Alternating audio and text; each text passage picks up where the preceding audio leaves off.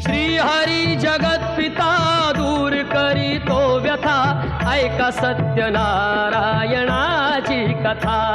ही ऐका सत्यनारायणाची कथा, ही ऐका सत्यनारायणाची कथा। उल्कामुख राजा होता महाथोर, तयाची पत्नी होती सुंदर। नदी किनारी एकदा त्यांनी घातली महापूजा दोघांनी।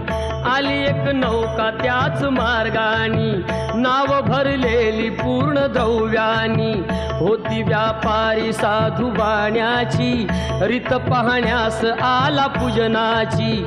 उल्कामुख त्यास बोले ऐकावे, व्रत नारायणाचे आचरावे।